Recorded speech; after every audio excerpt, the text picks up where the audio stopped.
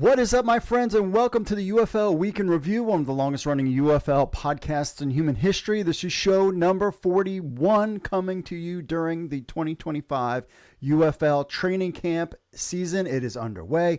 Today, we're diving deep into this whole labor tensions. We're going to break it all down for you, plus some cool championship news, rumors of where the game is going to be played, team dynamics, and players who could make or break this season.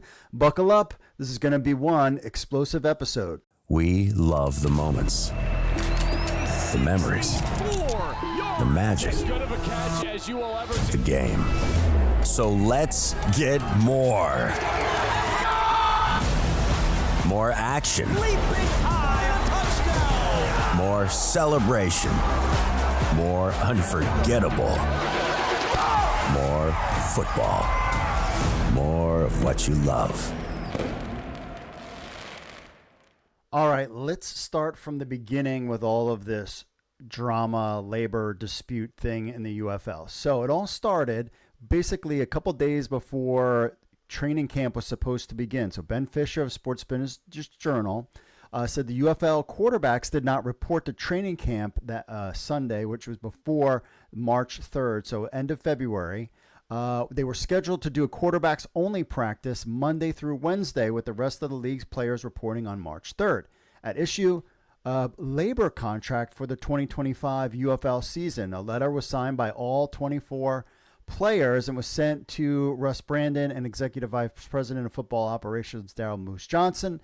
And it said, and I quote, "The proposal our Players Association received on Thursday was unacceptable and insulting.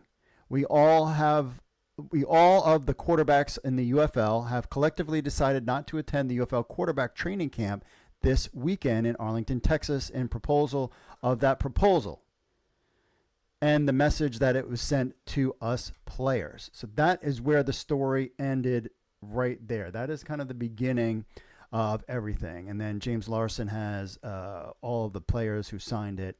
The UFL put out the following statement: the United Football League continues to negotiate in good faith with the players union to finalize a collective bargaining agreement which will be beneficial both to the players and the league, close quote.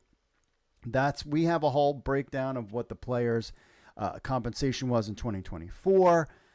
So basically, the UFPA got the current proposal on February 21st with a negligible increase in player compensation over the last year. Basically, the players were making $5,500 per week. They wanted more, plus they wanted year-round health insurance. That's kind of where it's at. So players are asking for a bump in pay and year-round health insurance. We are hearing from sources that it could cost the UFL $2.5 million per season just for health insurance year-round. The problem is, we all know ticket sales are down, so that ain't happening. That is kind of how things kind of played out. Pat McAfee weighed in on the walkout situation, which was one of the things that I was like, yes, let's get Pat McAfee to talk about the UFL. And they didn't even know about the UFL even being in a thing. He basically said that these NFL teams all have 4 or 5 quarterbacks, and very young quarterbacks that's good is going, or potentially good is going to be into the NFL.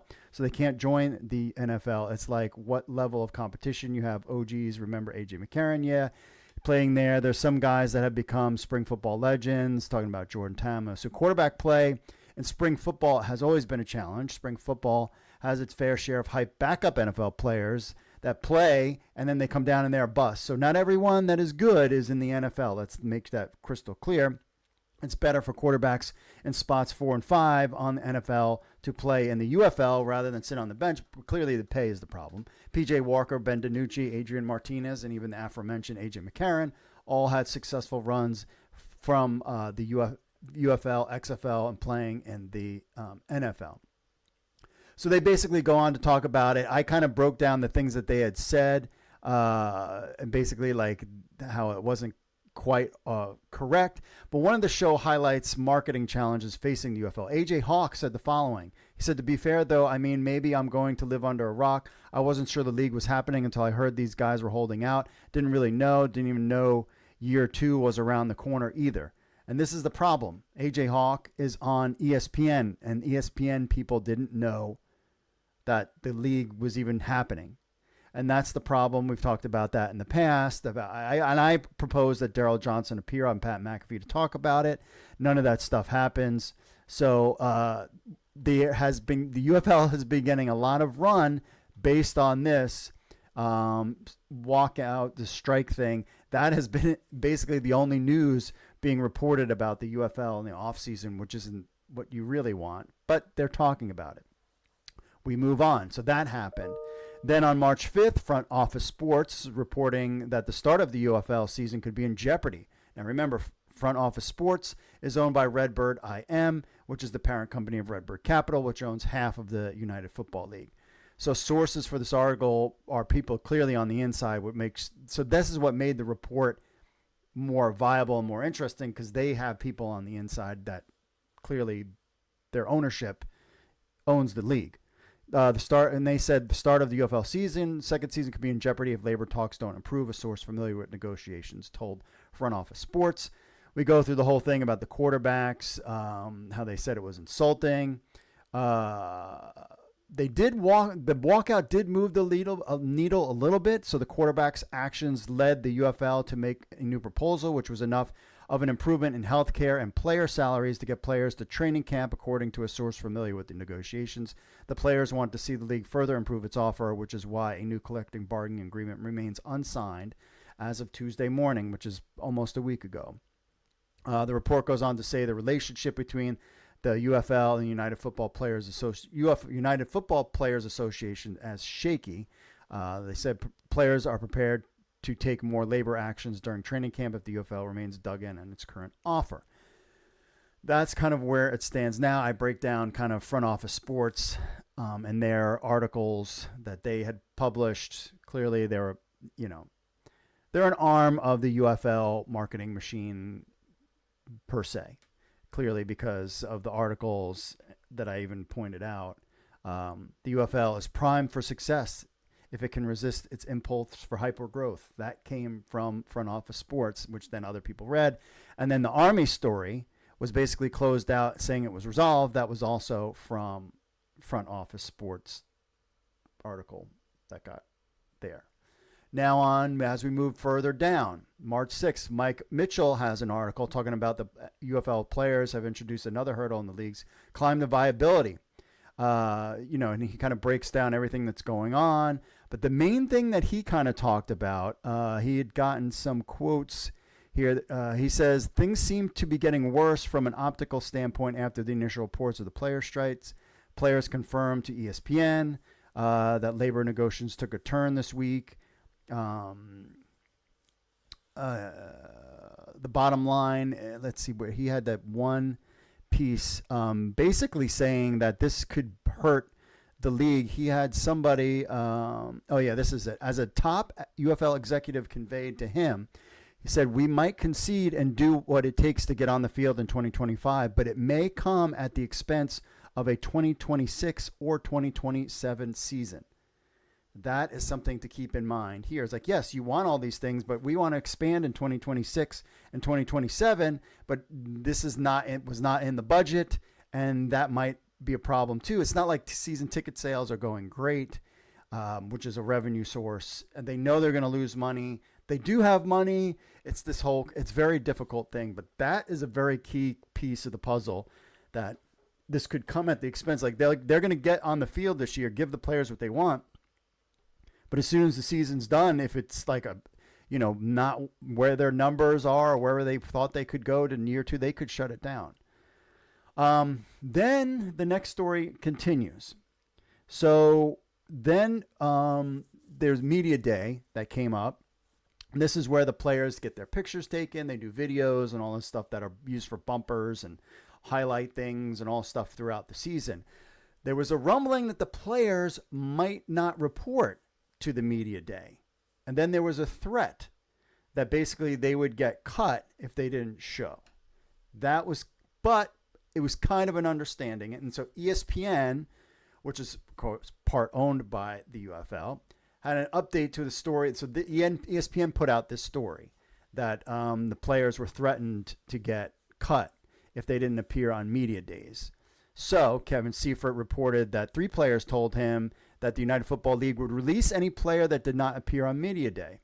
I explain all that, but they all were there. UFL Executive Vice President of Football Operations Daryl Johnson clarified the statement to ESPN. He said, "So I stress to our coaches there's some talk that there could be an opportunity to boycott this event.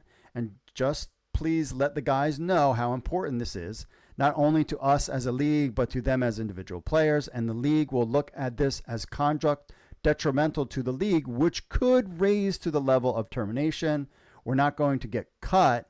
You're not going to get cut, but it can raise to that level." So he kind of was like, maybe it was kind of taken a little bit too far. Who knows? It seemed that the rumblings grew overnight and players were getting upset by that ultimatum. So Johnson reached out to the coaches again. He said, "So we came back Wednesday last night and we added clarity to the situation and told them exactly what our stance was going to be and how it would be handled and what the consequences would be." They had a clear understanding. So basically he kind of cleared it up of a cleared understanding. And then they go on to talk about trying to get a deal done and et cetera. So that was media day, and that was March 6th. So now we move forward. 5 days ago, the UFLPA released a statement on social media, which made it more interesting, is the player union called out Fox Sports by name. So it said, this is the United Football League, NFLPA. We're proud to stand in solidarity with the players of the UFL as they fight for a contract ahead of the UFL season. It's time for Fox Sports and other UFL owners to show the players respect and give them the fair wages and healthcare coverage that they deserve. And there it is, the social media post there. Now, we have reported on UFL News Hub how the past that the NFLPA had the option to pick up the UFL players and chose not to after the United Steelworkers USW agreement ended in 2024. Basically, the United Steelworkers were not going to come back, and they basically mutually decided to part ways, and then that was it. But we've heard from sources that all season long, all during the off season, and any kind of phone call with the upper management, there was always a representative from the NFL on that call. And I think that's very important to point out, that the NFL is totally involved in this league. And I have my theories as to why. But to me, this was interesting because it was the first time the NFLPA got involved in any of the spring league stuff at any time. I mean, there was silence when the XFL declared bankruptcy during COVID. There's still stuff like in the bankruptcy courts about, getting checks and, when guys were left with hotel bills, like that's still going on right now. And there wasn't a peep from the NFLP during that time. Now, so we've heard from sources that, the labor strife was just a couple of disgruntled players over pay, but now and some players are like, we don't care. Like we're playing no matter what. Most of the players would not walk out and plan on playing. But then now the NFLPA gets involved. Now, what makes the statement more interesting is NFLPA calling out Fox Sports specifically. That's the part that really kind of got me. These things these statements are combed over and processed to the T, to the comma, to the letter about what specifically they want to say. And to me, like Dwayne "The Rock" Johnson would have been a better, more media-grabbing target. Dwayne Johnson and the UFL needs to da-da-da-da-da. They could have used his name, and they didn't. ESPN or Disney would have made more media attention, so to speak, but they didn't use them. Redbird Capital, of course, aside from the sports business insiders and super fans, mainstream news outlets, your average Joe does not know who Redbird Capital is. But you could have said Dwayne "The Rock" Johnson. You could have said ESPN. You could have said Disney. That would have moved the needle. Fox Sports was the interesting piece that they named them out. They could have even just said UFL owners, but they had to say Fox Sports. That really kind of jumped out at me. Now, maybe Fox Sports, this is my theory. So Fox Sports, maybe they're the lone holdout. They're the one that like Redbird's like, yeah, we're good with this, but Fox Sports is the one that's putting pressure on them. And so by putting Fox Sports out in front, puts pressure on Fox Sports to kind of cave, maybe because they're the lone holdout in the ownership thing, which has always been the problem. I've discussed this before on the podcast. Oliver Luck, one of his things was, he just wanted to deal with one owner, not multiple owners. And you have basically ESPN, Disney, Redbird Capital, barely Danny Garcia and The Rock, and Fox Sports. You have to answer them all. Oliver Luck liked the fact that all he had to answer to was Vince McMahon, and that was it. So that's kind of like my conspiracy, maybe, when it comes to that. But also, it could just be another player union backing another one. The Major League Soccer Players Association, MLSPA, which represents MLS players, also put out a statement a couple days earlier. So just kind of take that for what you will. I just thought it was kind of interesting. And then that, to me, was interesting. And then we move to one step even more interesting. Quentin Dormady, we know him, got traded, tells ESPN his release was due to union activities. So the Memphis Showboats, after only 5 days of camp, Dormady told Kevin Seifert of ESPN that it was over his union activities amid the CBA talks. Now, Dormady was traded from the San Antonio Brahmas to the Showboats in the offseason, was competing for a starting quarterback position under first-year head coach Ken Wisenhunt. E.J. Perry, Troy Williams are also competing for the starting spot. So let's even say E.J. Perry gets the spot, probably him because he played well. Troy Williams also had he was okay. Maybe he's good enough for the backup. But still, Dormady is a veteran of spring football, started 6 games for the Brahmas. They made it all the way to the championship game. He replaced an ineffective Chase Garber in that championship game, but we know superfans, the Birmingham Stallions, won that game. Now, according to the article, Dormady was helping organize players. Quote, Dormady took on an increasing leadership role this month in organizing players' response to the league's CBA proposal, which included discussions about the possibility of boycotting the league's media day last week. So he was involved with that. Now, to play devil's advocate, Dormady is 29 years old and one of the older quarterbacks in the UFL, and it didn't come as a surprise to release him for a younger player. But it was his interactions with new Showboats GM Jim Monos that raised some eyebrows. This is where it gets interesting. Dormady said that on March 8th, Memphis general manager Jim Monos informed him via phone he would be released. Okay. According to Dormady, Monos did not provide an explanation. In a face-to-face meeting on March 9th, Dormady said Monos told him the decision was not based on his practice performance. Now, did he say something else? Did he miss, is Dormady twisting what he said? But that's interesting. On March 10th, Dormady said he received a text attributing the decision to his accuracy and footwork. Interesting. He goes on to tell ESPN, I've been very open about trying to help lead the negotiations here to get us to where we can get to a place to finish this and come to a resolution. But when we're at a standstill because the league refuses to even meet us a third of the way, which gives you an idea of how far they off, whatever they mean by a third of the way. And maybe that's salary. So I think that this was a deal where it's like, let's chop off a head off and make this another way that can threaten people.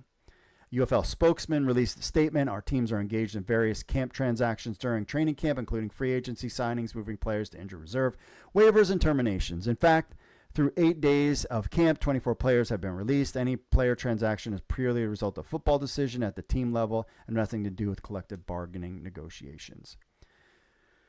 So it'll be interesting to see if Dormady gets picked up by another UFL team as we get closer to the season, a spring football veteran with UFL experience. If a quarterback goes down, practice team could call him, or has the league moved on with him? That will be an interesting thing to find out, especially now that he has talked to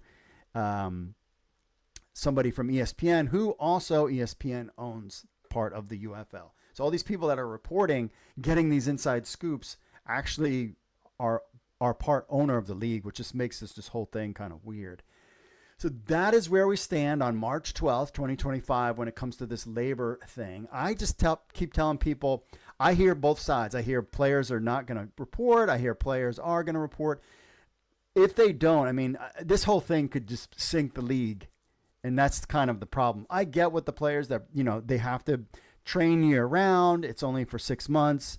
You know, these are big, billion-dollar companies that they can't fork over an extra million to cover some of these salaries. Like really, but I mean, they're also losing $40 to $50 million, which they knew they would.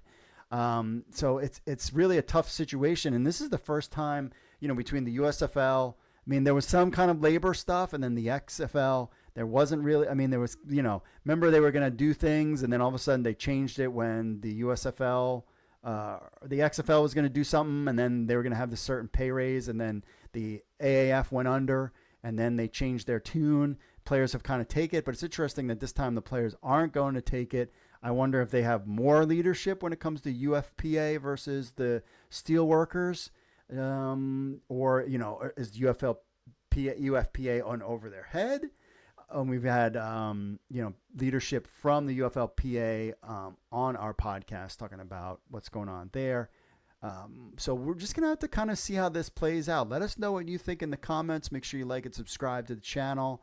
And this is where things stand right now with the labor activities. And I'm concerned for the 2025 season. I got my season tickets. I'm good to go. I think the marketing is starting to crank up. We're getting closer. I'm super excited to hang out with people at the games and going to the DC Defenders games. But I am concerned about this labor thing. It's just something that we're going to have to keep an eye on.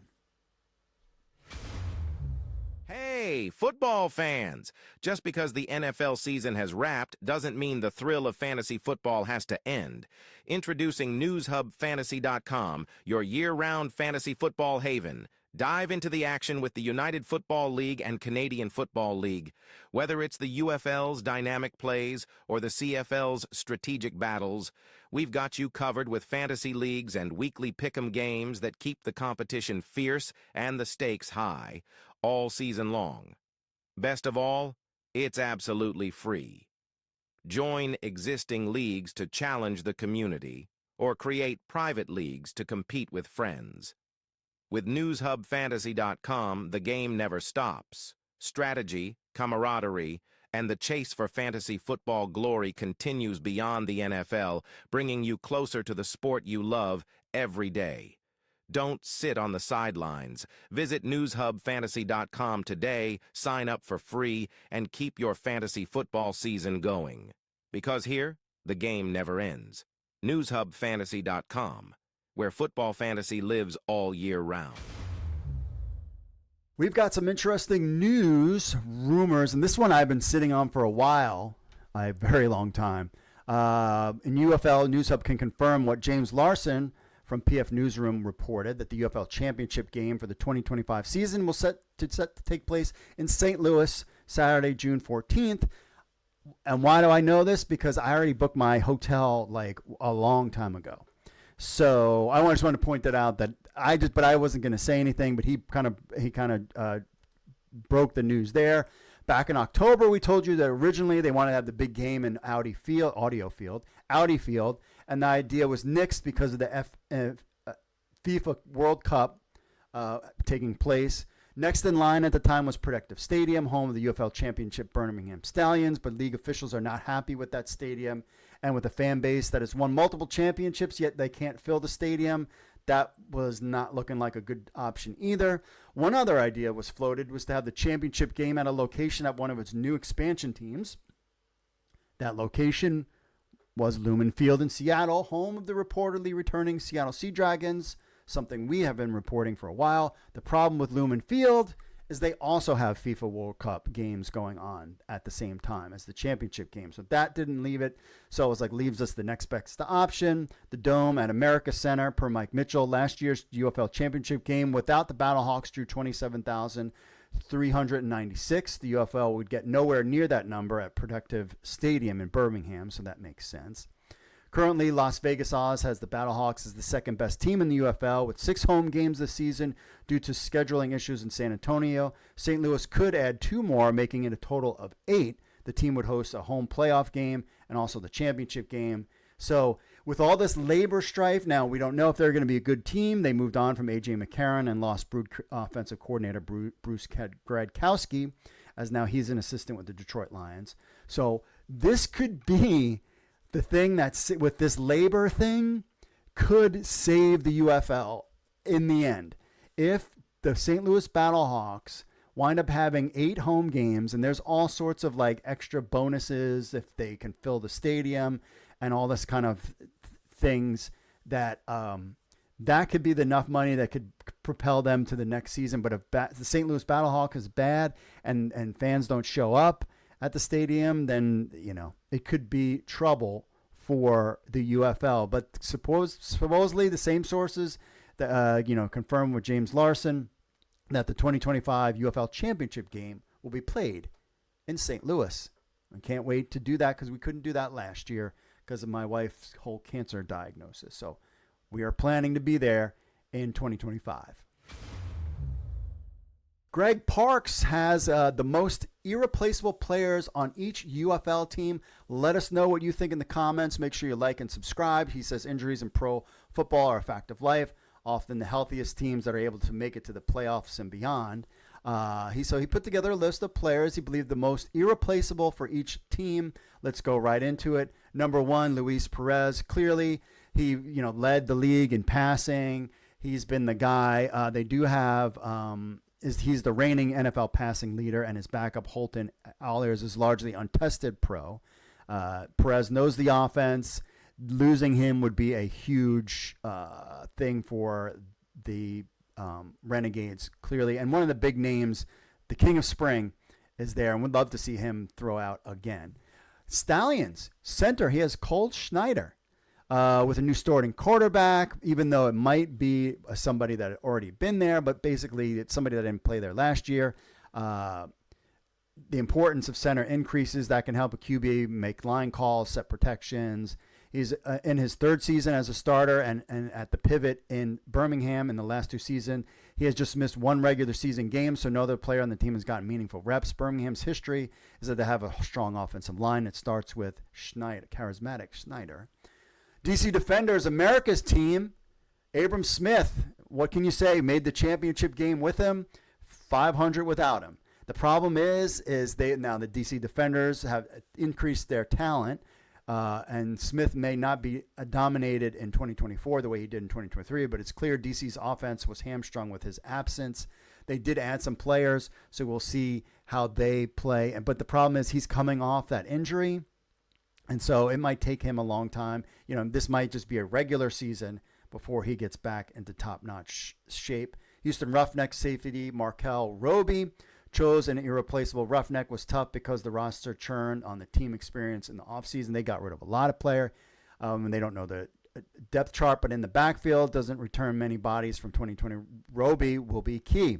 He was a top tackler on the team last season and had 3 interceptions. So basically bringing back somebody on defense and to, the UFL is kind of throwing that ball around that the safety could be a big asset to them. Memphis Showboats, Dawood Davis, what can you say? All UFL selection in 2024, team's leading receiver. He was a guy always picking on fantasy or DFS. What can you say? They even did not have a great team last year, but he was the one that produced. So it's hard pressed to find a replacement on their roster. He was definitely the team MVP. Losing Dawood Davis would be bad. He's still a top pick in the UFL, and I expect him to have an even bigger season staying healthy because Memphis should be better than last year. Defensive man Frank Ginda, Michigan Panthers, what can you say about him? He was the guy playing defense, has been the best, one of the best defensive players in spring football, and he played. His absence was especially noticeable in the USFL Division Championship when the Stallions put up 31 points on a very good Panthers defense. So he is the physical and emotional leader of the Panthers. Ginda has been on the fringes of NFL playing for a while, but he's always come back. He'll slide right in, and definitely they missed him in the playoffs for sure. San Antonio Brahmas linebacker Tavante Beckett. He could have put Beckett or Jordan Williams. Their defense was great. I mean, just thought about a turnaround team with the San Antonio Brahmas from Hines Ward to Wade Phillips. His defense, they know how to play. They know how to throw up points. Defense can keep them in the games, and then the offense can let things rip. at just 27 years old. Beckett's in his prime, and though San Antonio can trot out several pass rushers on the outside, he and Williams are two of a kind for the Brahmas. And finally, St. Louis Battlehawks, Hakeem Butler. What can you say? Another top-notch player. He's not going to have A.J. McCarron, but he accounted for 23% of St. Louis's receptions last year and 35% of their passing yards. They got a new quarterback. They have great wide receivers. But Hakeem Butler, I mean, he's just had some monster games. You just throw it up to him. Basically, Hakeem Butler, spring football legend, put him up there with Luis Perez. I would put Hakeem Butler up there as well. So, again, another guy that a must-have, that these guys cannot get hurt. They do. St. Louis has a deep roster, but there's nothing about his speed and size. You can't replace that. So, big loss if they lose them. And these are the most irreplaceable players of each UFL team. Let us know in the comments, did Greg Parks miss anything? Let us know what you think. Make sure you like and subscribe.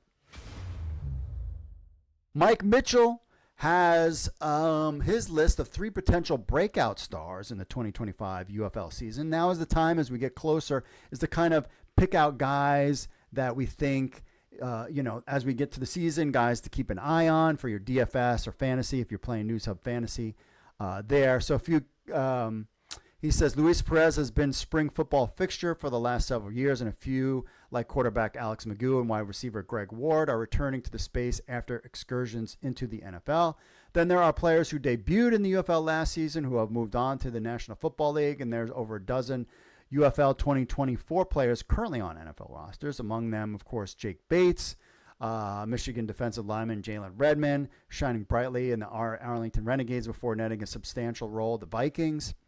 So there are plenty of new arrivals coming, but here are 3 potential candidates that could take the league by storm in 2025. Wide receiver, kick returner, Shee Smith of Birmingham Stallions. They just reload with more top players. Leading the league is former NFL picks.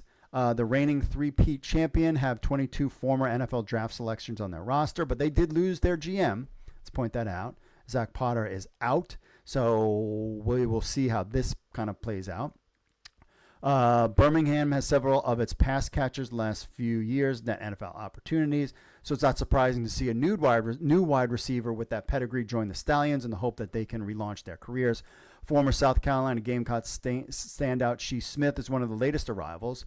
Former 6th-round pick in the 2021 of NFL draft for the Carolina Panthers, was a 4-star recruit out of high school. Native of South Carolina, 8th in receiving yards, 13th in career touchdowns. Had some great games there. A bunch of highlights for him. Shifty, plays more physical than his 5'10", 186 size. Played 23 games with Carolina, netting 6 starts, 400 receiving yards, and 20 receptions. Also returned 23 punts and had 1 kick return for the Panthers.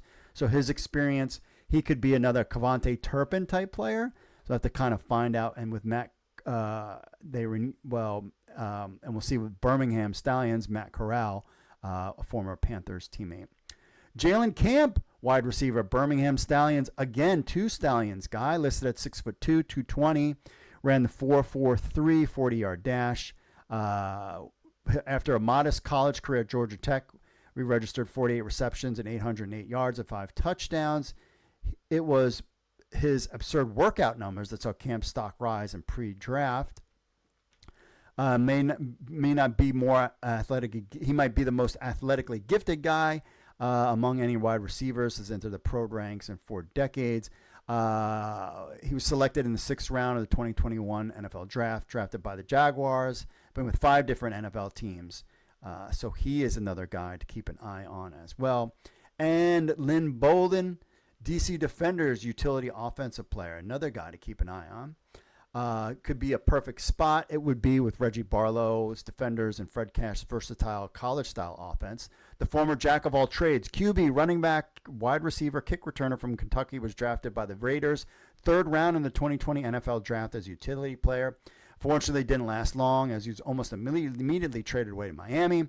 He showed flashes in his first NFL season playing wide receiver in Chan Gailey's offense, 243 yards as a spot player, but the splashy plays Bolden made in college were scarce.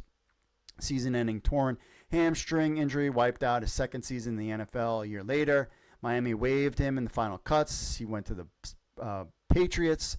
signed with the practice squad before meeting the same fate again, then signed with the Saints in 2023, where we finally see his first significant action since his rookie season, playing in 15 games and registering 26 touches on offense and special team.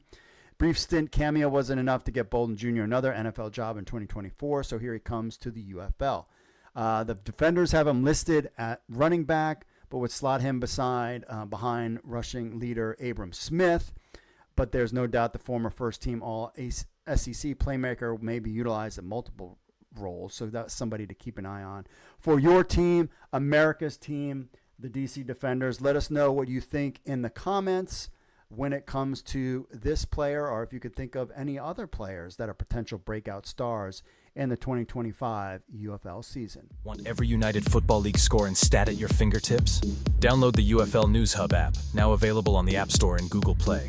Get game scores, schedules, and stats right on your phone. Set up alerts for breaking news. Check standings and league leaders with just a tap.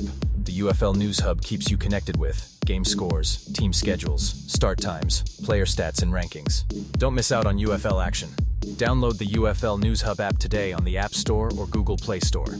UFL News Hub, your direct connection to United Football League action. All right, we are back. Some news and notes. Congratulations, Cavante Turpin is now the highest paid special teams player in NFL history. The Dallas Cowboys agreed on a new 3-year, $18 million contract with a two-time Pro Bowl talent and former New Jersey Generals MVP. Also played in the that league before that. Oh my gosh, the indoor football league. You know what I'm talking about, which I wish came back and didn't. Fan control football. Played in there too. So congratulations to him. The UFL launched, we got to go to the screen here. That's congratulations to Cavante Turpin as well. And also the UFL launches its FAST program for the 2025 season. You see the little technology thing. One of the things the UFL is doing, it's football advancement through sports technology. Designed with the intent to advance the game of football, FAST will work with both established and emerging sports media and technology companies to test and launch innovations and services that will improve the sport, whatever the heck that means. Sounds good. I'm not really sure. It says immersive player POV camera, computer vision and contextual tracking, sensor-based paw tracking. Those are what they will kind of work on, whatever that means. A bunch of tech goo, blah, blah, blah there. So that's exciting for the league. And that was one of the things that the league is definitely focused on, doing some technology things as maybe part of their way to kind of generate revenue and generate, something different aside from just being a league. If they can develop, with some partners, some technology that could be sold to other leagues or college football teams or whatever, and they can be part of that. Definitely a approved training ground to new technologies there. All right. Let's get to real quick. We will do some emails. First, Dan checking in, talking about the Seattle leads the 10 markets eyeing for entry in 2026. He says, I'm biased because I live out here in Salt Lake City. Would be perfect UFL market. Football is a huge sport out here, as evidence of the year-long sellout streaks for Utah, BYU, put it over here, and the number of FBS players the state high schools produce despite the small population. It's the fastest growing state and large metro, but doesn't have an NFL team to overshadow them. Rice-Eccles Stadium is a great venue, accessible by the local light rail. The only possible issue would be whatever renovations they need to do to RES to get it ready for the 2032 Olympics, but that's years away, and they could play at Lavelle Edwards or America First Field in the meantime. So shout out to Salt Lake City. I've heard that was on the thing, that was kind of in there, but we'll go, that's kind of, I've heard Salt Lake City as well on that list. Ken checking in. He said he bought his opening day tickets for the Defenders Stallions game. Let's hope there is a game to be viewed. Previously stated on more viewing cages that the salary is about right for a football league trying to establish itself. Talking about the contract stuff.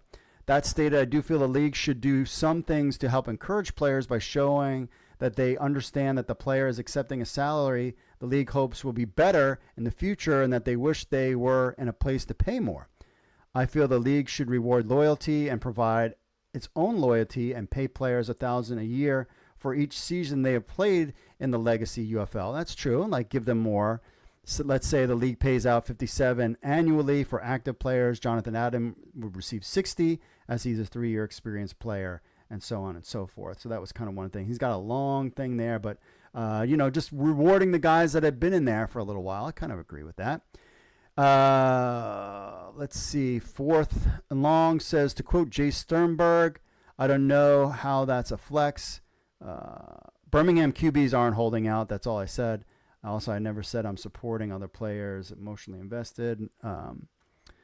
It's talking about the compensation, how it's not that bad. It's a couple months of the season, not bad for part-year job. So, a lot of people talking about the labor situation in the UFL. It's tough. It's tough to kind of figure out the who, what, when it comes to that stuff. All right, my friends. Well, that's it for this week's show. Oh, you got UFL News Hub Fantasy. You can play that. There's been updates to the site there. I took the ads off of it, so it's ad-free. I'm just going to run it ad-free and then kind of see where things go, trying to land a better ad network. And so we're just going to go ad-free in the beginning and probably for the season. And I'm really just kind of, if the season goes well, that it's going to be completely rewritten, and there'll probably be a mobile app as well for the Android phone and iPhone. So if you want to kind of get there in the beginning and help us out, we're just out. All I'm asking for is donations. I'm the only person working on it. Got a full-time job trying to do this. But I haven't pushed in 100% when it comes to the UFL just because I'm uncertain. I'm uncertain if it's going to play one season. I'm all in, and I'm going to go to the games. We're going to cover it on UFL News Hub. We got Greg Parks. We got Mike Mitchell trying to add some new young blood. So if you're interested in being a writer at UFL News Hub, email me, podcast at UFL News Hub. Trying to add some up and coming writers. Just trying to kind of see how everything plays out. I don't want to go full in, and spend all this time and nothing comes out of it.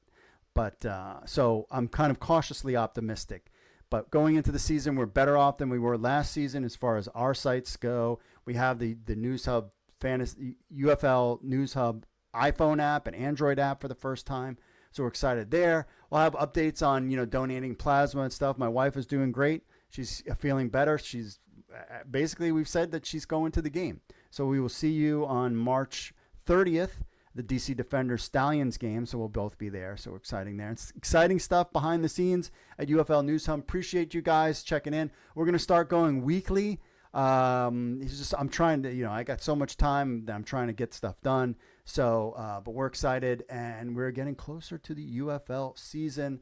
Very excited to be hanging out with my friends and everybody in the UFL community, and excited to go to St. Louis for a championship game as well. I haven't booked the plane tickets yet, because that I still need to see. But the hotel has already been booked, so we're excited there. All right, that's it for me, folks. As always, God bless. Thank you for your thoughts and prayers when it comes to my family and my wife. Greatly appreciated. She's the last with her is we got a report. She's in deep remission, and so now it's just maintenance right now, and her hair's starting to grow back, and God is good. That's all I can tell you. As a Christian guy, I was a former atheist Christian guy. Power of prayer, and just what can I say? God is good, and he's got it. That's what my wife said this whole time. God's got this. So with all the craziness going down during Christmas, but she's doing great as of right now. So thank you for your thoughts and prayers. We appreciate it. And that's it. We'll see you for next week. That's all. God bless, and I will see you all later.